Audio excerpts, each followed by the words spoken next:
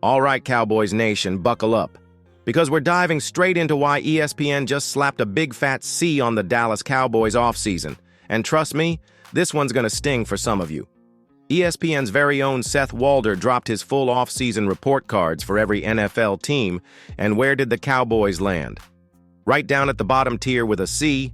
That's not just average, that's borderline disappointing when you consider they were supposed to make that big push to get over the playoff hump. Now, Walder's biggest reason for this grade wasn't that the Cowboys did nothing. In fact, they made moves, but that the moves they made didn't make sense in the big picture. He pointed straight at the coaching staff first. Think about this. The Cowboys needed to nail this offensive coordinator hire. Instead, they grabbed Brian Schottenheimer, a guy who's been bounced around the league and whose most recent offense with the Colts was basically, let's be honest, hot garbage. Walder calls the hiring process laughable. He points out that Dallas barely interviewed anyone else. It's like they just looked around the room, saw Brian standing there with a Starbucks cup, and said, "Hey, you're hired." Meanwhile, teams like the Texans and Ravens are snapping up innovative offensive minds, and we're just recycling another retread. But the coaching decisions weren't the only reason. Walder also hammered the Cowboys for some questionable trades and signings, which we'll break down in detail in a second. But make no mistake, this grade has real meaning. It says the national media thinks the Cowboys might have gotten worse this offseason, or at best stayed the same while everyone else improved. So let me throw this to you. What grade would you honestly give the Cowboys for this offseason? A, B, C, D, or even F? Drop it in the comments right now because I guarantee you, your grade is probably better than Seth Walder's. And hey, if you're a real Cowboys fan who's tired of the national media trashing us every offseason, do me a favor, hit that subscribe button. Let's smash 15,000 strong and prove them all wrong. This is Cowboys News TV, the place for raw, real talk you won't get anywhere else. Now, let's peel back the curtain and really see why ESPN and Seth Walder think the offense deserves that brutal C grade. Buckle in, because this one hits right at the heart of what could make or break the 2025 season. First up, coaching.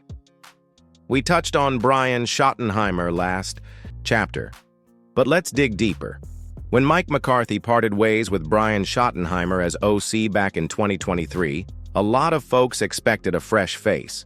Instead, Schotty was brought back in under a new title and now basically runs the same stale scheme that didn't scare anybody. Think about that. No creativity, no bold play designs, just run it up the gut, throw it short, and pray Dak bails us out. And speaking of Dak, here's the kicker. He's playing for a contract. So you'd think the front office would surround him with every weapon possible, right? Wrong. The Amari Cooper trade from a few seasons back still stings, but what did they do to replace him this offseason? Crickets. The big WR splash? Nope. They didn't make a serious move for a top-tier free agent like T. Higgins, or even try to climb the draft for a big-bodied target. And don't get me started on the O-line. Tyron Smith is gone, one of the best left tackles this franchise has ever had. And while Tyler Smith is a stud, the depth behind him is shaky at best. ESPN argues that the Cowboys basically crossed their fingers that a bunch of rookies and backups can protect Dak and open holes for Tony Pollard's replacement. Oh, and the running back room? Still a question mark. Deuce Vaughn is electric but tiny. Rico Dowdle, solid but unproven as a workhorse. No big splash, no Derrick Henry trade, just a lot of hope it works out. So you can see where the frustration comes in. The Cowboys didn't spend money.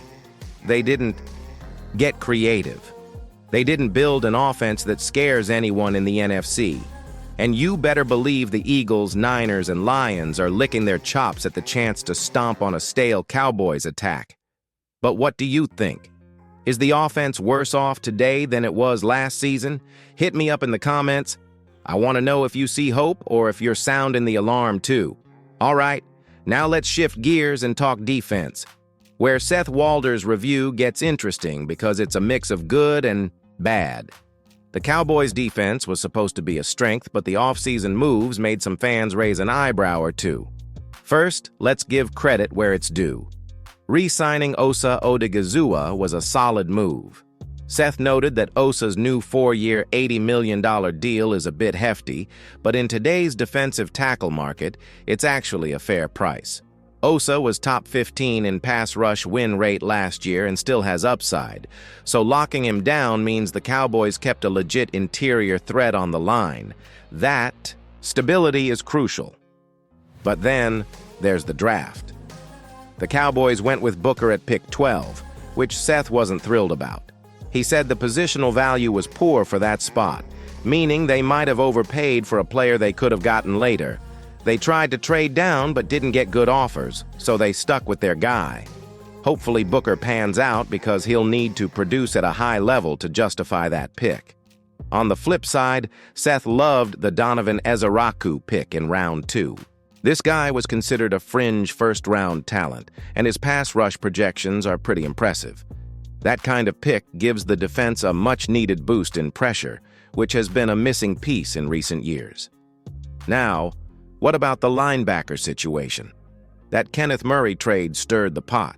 Seth called it ill-advised because the Cowboys are taking on a $7.5 million salary for a player who struggled last year. Murray ranked near the bottom in run-stop win rate, which isn't great, for a linebacker expected to be a playmaker. But some believe he's still fixable, a raw talent who can shine if coached right. The big question here: does this defense have enough firepower to compete in a tough NFC? With some solid moves, but also questionable decisions, the jury's still out. So, Cowboys fans, what's your take? Did the front office do enough to keep the defense fierce? Or are we looking at another middling season on that side of the ball? Drop your thoughts below. I'm ready to hear you.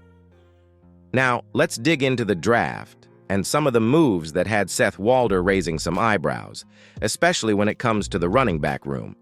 Starting with the draft grades, Seth wasn't blown away, but wasn't totally down on it either. He gave the draft about a B+ or A, which is fair. The Cowboys took Booker at 12, which, as we covered, was a questionable positional value pick. But Seth really liked Donovan Ezeraku in the second round. Ezeraku had a high sack forecast and looked like a steal at 44 overall. That pick alone could have a big impact on the defense. The later picks, like Jaden Blue in the 5th round, were good value too. Blue is seen as an explosive player, though probably not a workhorse. And then there's Shamar James, a linebacker taken a little earlier than some expected, but Seth didn't complain about it. Now shifting to the running back moves. This is where Seth's criticism gets more pointed. The Cowboys swapped out Rico Dowdle, who actually performed well last season, for Javonte Williams, Miles Sanders, and Jaden Blue. Seth and others feel that might be a downgrade overall. Rico showed some solid success, especially after contact, and had a bounce-back year. Williams has talent but hasn't matched Rico's production, and Sanders may be on the decline. Blue is exciting but not built to carry a full workload. The question here is, did the Cowboys weaken their backfield? Seth didn't think it was the most impactful issue, so he didn't ding them too hard. But it does leave some concerns about the running game, which has been a struggle for Dallas for a while. A strong running game could really help take pressure off the offense, so this is something to watch. Before we wrap this up, I want to hear from you. Do you think the Cowboys made the right call swapping out Rico Dowdle?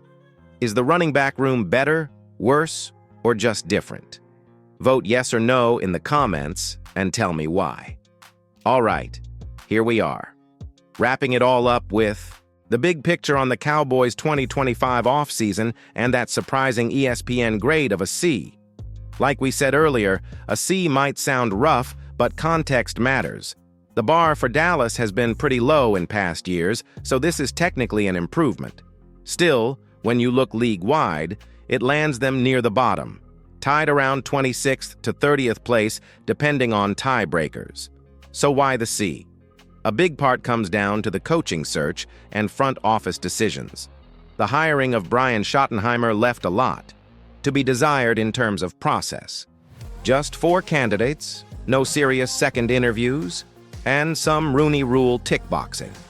The Cowboys didn't conduct a deep, thorough search, which set a shaky foundation. That said, Schottenheimer's work since hiring has been positive, so there's hope, but the uncertainty is real. I want to ask you, on a scale from 1 to 10, what's your confidence level in Schottenheimer? Drop it in the comments. Then you have the roster moves. The George Pickens trade was the highlight. It fits perfectly with what Dak Prescott and CeeDee Lamb do well, adding that deep threat. But there's risk in the one-year deal, since Pickens has had some issues with character and consistency. The Osa Odigizua extension looks like a smart move in a hot defensive tackle market, even if pricey. The draft overall was solid, with some good value picks like Ezaraku and Blue, though some picks like Booker and James were a bit questionable on timing and value. The running back situation and the Kenneth Murray trade were the weaker spots. Swapping out Rico Dowdle left some fans and analysts uneasy, and Murray's $7.5 million price tag with a rough previous season raised eyebrows. All things considered, this was the best Cowboys offseason in years, but that doesn't mean it's championship level. The expectations are high, and the moves so far suggest a cautious optimism. If you made it this far, thanks for sticking with me. Don't forget to hit subscribe and the notification bell so you won't miss any future Cowboys updates. Also, like the video if you want to see more breakdowns like this. Now I want to know, overall, what grade would you give this Cowboys offseason? Be honest. A, B, C, D, or F? Let's get that conversation going in the comments.